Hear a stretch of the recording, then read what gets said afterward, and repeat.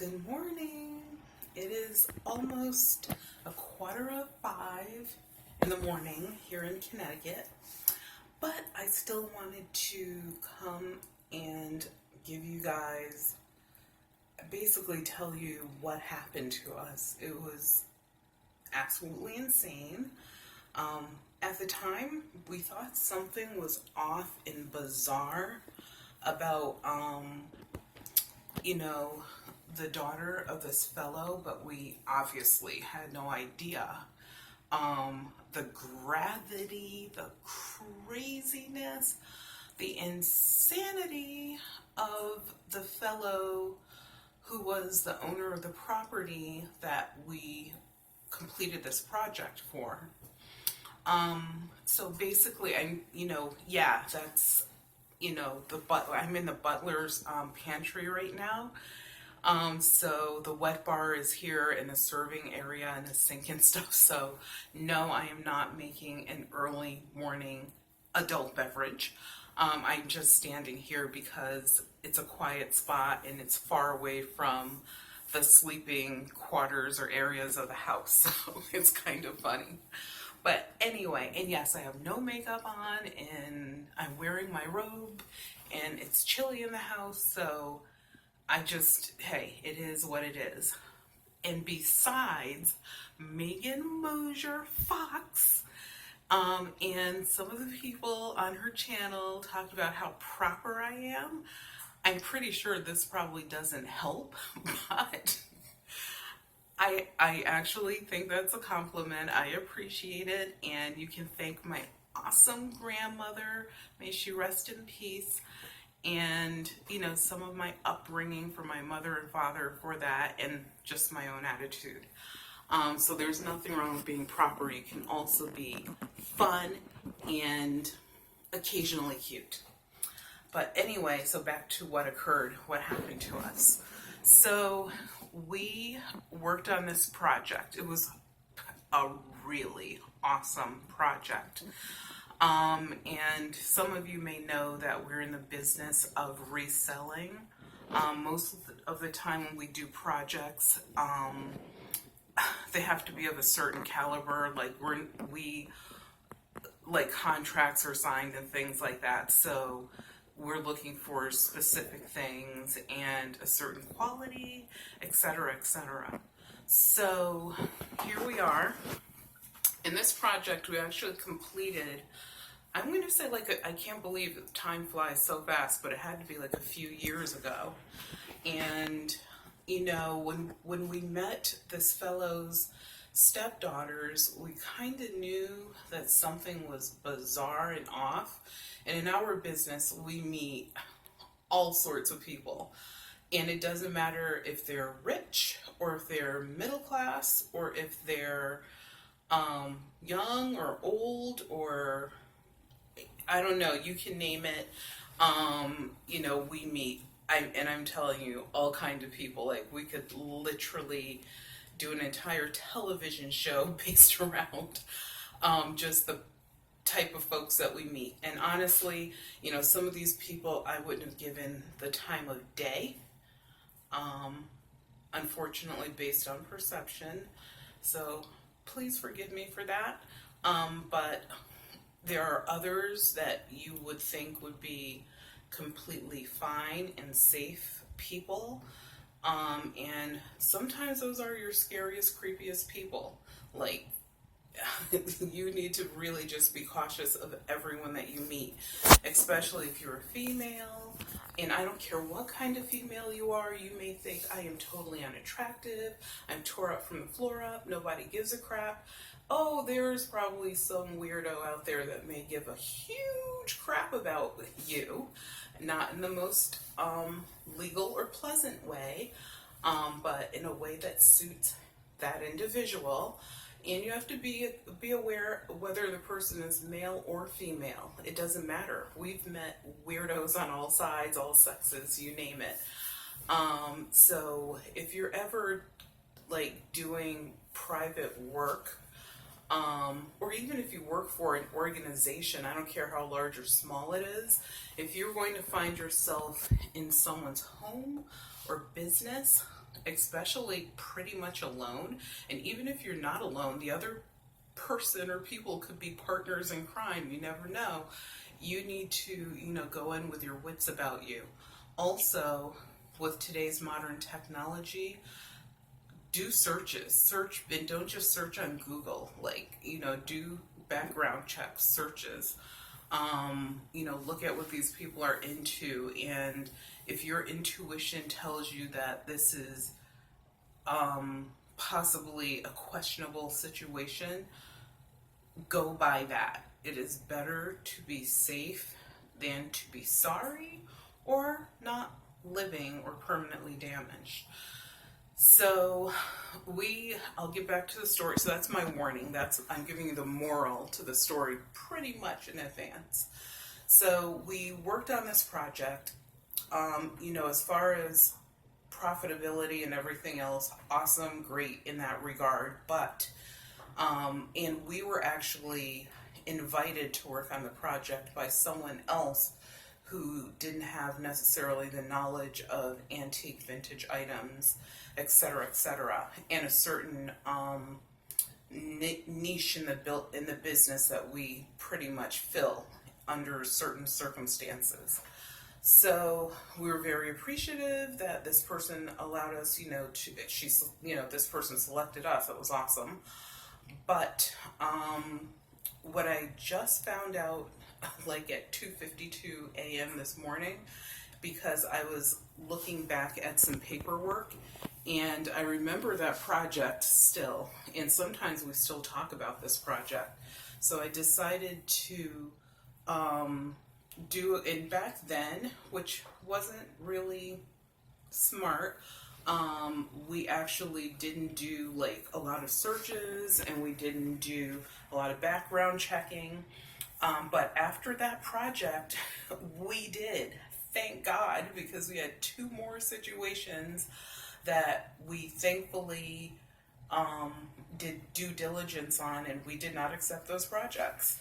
And also we had a questionable situation at one of our shops, and thankfully that person was arrested within hours of leaving our shop. So you just never know who's walking in your door or whose door you're walking into. So we did this project. Like I said, tonight, earlier, last night I should say, late last night, I was doing some research, went back, whatever, and there are literally a ridiculous number of old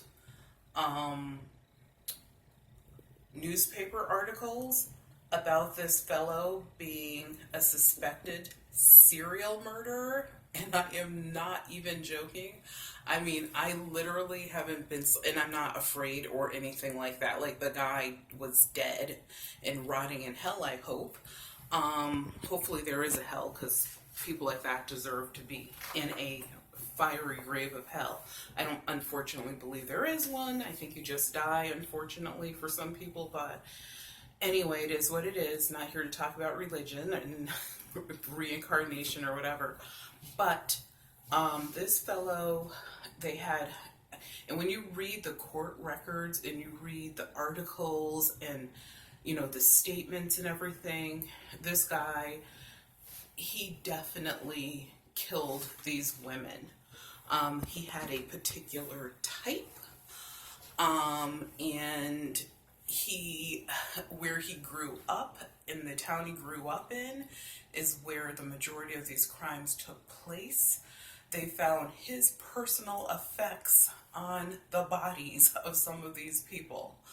And if he was in place A, sometimes a body would show up in place A, and only he had access to place A, for example. At the same time, there was this other guy who was also committing crimes against a certain type that actually happened to be the other guy's type as well. This guy whose property we did a project on, and this other guy ended up being arrested and convicted and went to prison for you know, what they believe were his crimes. But later, after all was said and done, you know, I don't know who found out, but somehow folks found out that this other guy is probably the one who committed all of these crimes. And the other guy who got arrested may have been a copycat, or he could have been a completely innocent individual. Who knows? But unfortunately for him, he had the same freakiness that this other guy had. The only thing is, they didn't really know about the other guy until people started coming forward almost after the fact of the case. And they had statements, they had evidence, they had what we would consider to be DNA today that they took out of his car, off of his property, that matched some of these ladies. That, like I said, they found some of his personal property, and it wasn't a plant, because they would, for example, if he, because I can't give you details as far as names and locations, because we do have a certain level of confidentiality. Even though we didn't do the project for him, it was done for his stepdaughters, who have completely different last names because they've gotten married or whatever. But, you know, the gist of this is really to tell you guys to pay attention to your intuition, because it is 99.999% correct. And you never know who you're going to meet out there. But anyway, so, for example, if there were 12 marbles and they were all matching, this guy would leave, and it wasn't marbles, it was something else, but he would leave a marble at the crime scene. So he had like a calling card. We were in this guy's house all over the place, in his workshop. I happened to open a door in the house that no one really knew was there, and I was like, isn't this a door? And his daughter was like, I don't think so. And so I was like, I knew it was a door because we had a similar secret room in a different home that I've lived in. And so I was like, I'm pretty sure that that's what this is. And back then it was kind of common to put that particular room in that location. So I opened the door, and there was so much ammunition in this room. I was like, everyone needs to leave the house. We need to, like, I don't know how many hundreds or thousands of feet you need to get away, but I knew that we needed to get out of the house, because the first thing I noticed is none of the ammunition was stored correctly, and some of it was corroding. And if you have ever seen a Lowe's or Home Depot bucket that they sell, like, you know, I don't know how many gallons this bucket is. It must be 10 or 20 gallons. I don't know, but those are the really big buckets. Just imagine a room that's like filled literally, and that's what he used, with buckets of ammunition, bullets that were like the size of mini missiles, and a ridiculous number of shells and cartridges and loose bullets, you know, all, you know, from the oldest of the old to probably right up to a few years before he died. There were boxes of it everywhere. And ironically, the boxes were relatively neatly stacked, and when we checked a lot of the boxes, some of them were empty. So that was kind of odd, and some of them were collectible, so that became part of our inventory. But before that could happen, you know, I told them, meaning the daughters, that, you know, we need to leave the property. You need to call the, I wasn't sure if you should call the state police or the regular police, but don't dial 911, because I don't believe it's that type of emergency yet. But with the way that things were stored and the weather conditions, the whole block potentially could have, or not whole block, but I would say, yeah, I'd say the whole block, because there's only like 3 or 4 houses on the block. You know, that could have been a catastrophe waiting to happen. It was such an innocent looking home. This fellow who was a monster happened to do a lot of volunteer work, so he had access to all sorts of people. And I mean, it was just the freakiest thing ever. And what he did to these women, it was absolutely atrocious. But like I said, the main thing is you just never know who you are interacting with. I'm pretty sure, because I saw photos, when people saw, especially when he got older, because these crimes were committed when he was probably in his 20s, and before he got married. But I'm pretty sure when he got older, people just thought he was an unassuming fellow. Maybe they even thought he was nice and polite. They had to, because he was volunteering for all sorts of things and actually active in them. And, if you read his obituary, it's like, oh, look, he was so awesome. But you can even tell in reading his obituary, there almost seems like there's a gap or something. It's really bizarre.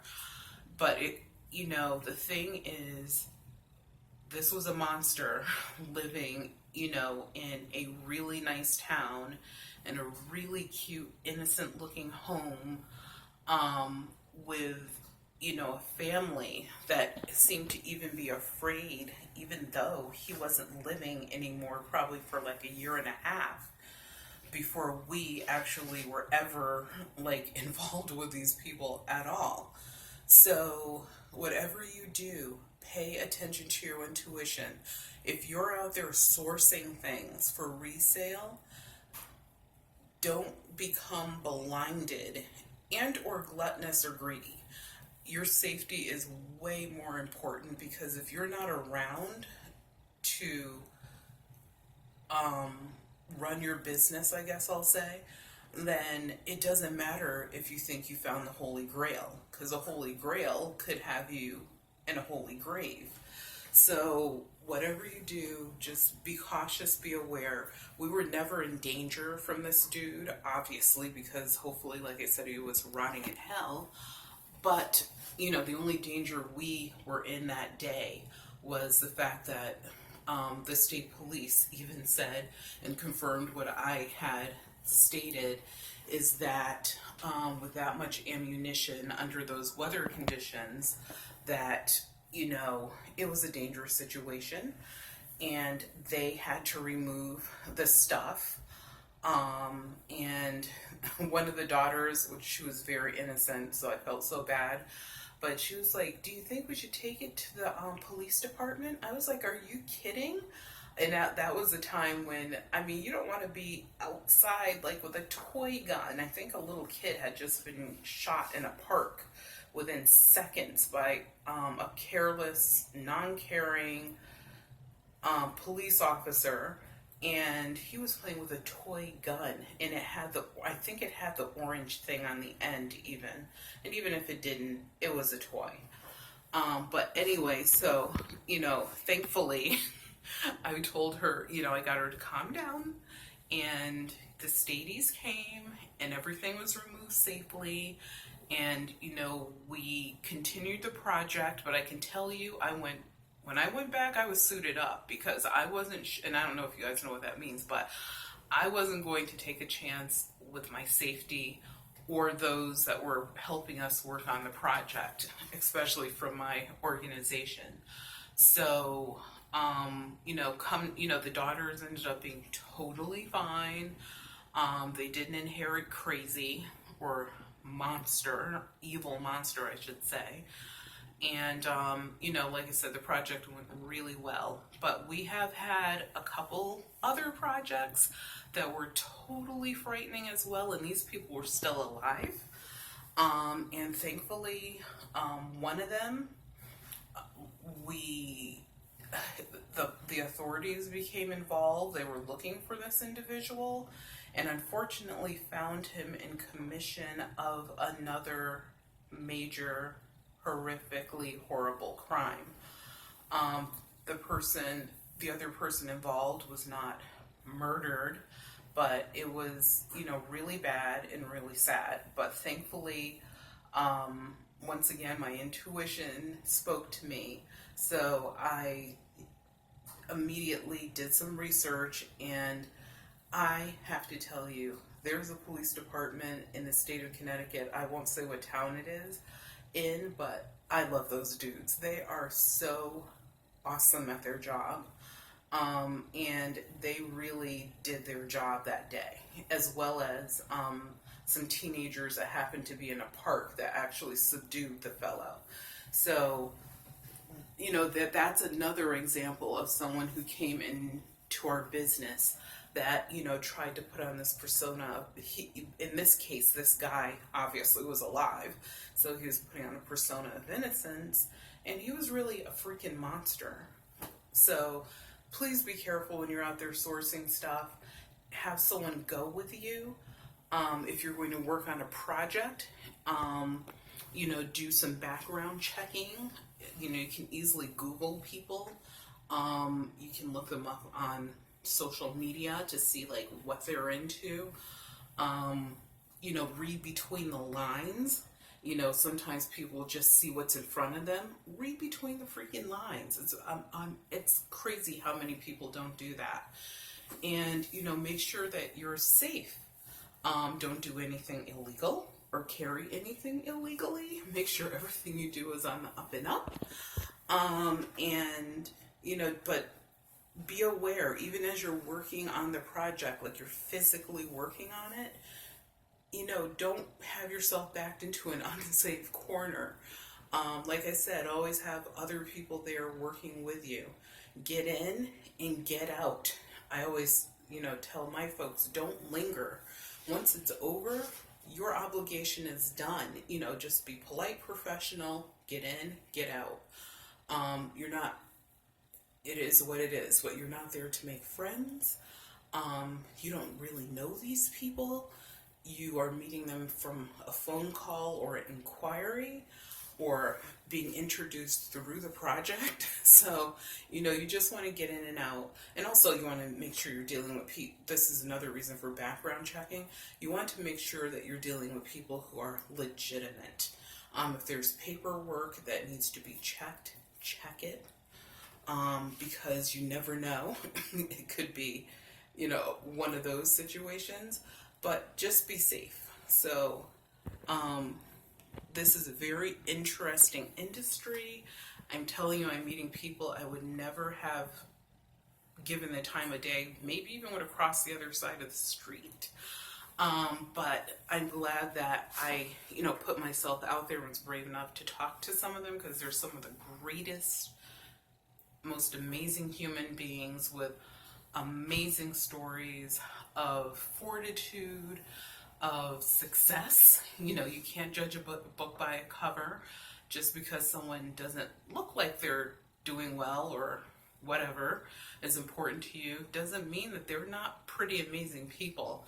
And then we've met people who seem to be as if they would be amazing people, and a few of those have turned out to be the monsters. So just be careful and have a good morning. And believe it or not, I might actually be doing a cooking video this morning. I will probably go to sleep after my family has breakfast, and then wake up in a few hours and get back to work, because that's what I do. We do the do here at the Manor. So have a good morning, have a productive day, work smart, not harder, and make sure you do something nice for someone who deserves it today. Talk to you later.